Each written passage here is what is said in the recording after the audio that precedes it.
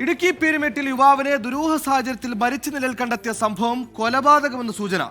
പ്ലാക്കത്തടം സ്വദേശി അഖിൽ ബാബുവിനെയാണ് വീടിന്റെ സമീപത്തായി മരിച്ച നിലയിൽ കണ്ടെത്തിയത്. അന്വേഷണത്തിന്റെ ഭാഗമായി അഖിലിന്റെ ബന്ധുക്കളെ പീരുമാട് പോലീസ് ചോദ്യം ചെയ്തു.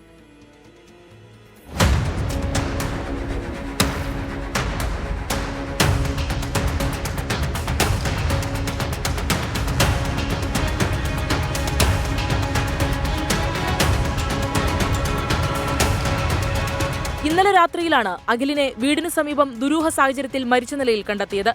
വീടിനോട് ചേർന്ന കവുങ്ങിൽ പ്ലാസ്റ്റിക് ഹൗസ് ഉപയോഗിച്ച് കെട്ടിയ നിലയിലായിരുന്നു മൃതദേഹം. പീരുമേട് പോലീസിന്റെ അന്വേഷണത്തിനൊടുവിൽ അഖിലിന്റെ മരണം കൊലപാതകമാണെന്ന സൂചന ലഭിച്ചതിനെ തുടർന്നാണ് ബന്ധുക്കളെ പോലീസ് കസ്റ്റഡിയിലെടുത്ത് ചോദ്യം ചെയ്തത്. ഇവരുടെ വീട്ടിൽ മദ്യപാനവുമായി ബന്ധപ്പെട്ട നിരന്തരം വാക്കേറ്റങ്ങൾ നടന്നിട്ടുള്ളതായി സമീപവാസികളിൽ നിന്ന് പോലീസിന് മൊഴി ലഭിച്ചിട്ടുണ്ട്. മദ്യലഹരിയിലുണ്ടായ സംഘർഷത്തിൽ മരണം സംഭവിച്ചതാകാമെന്നാണ് പോലീസിന്റെ നിഗമനം. അഖിലിന്റെ വീട്ടിൽ ഡോഗ് സ്ക്വാഡ്, വിരലടയാള വിദഗ്ധർ എന്നിവരെത്തി പരിശോധന നടത്തി.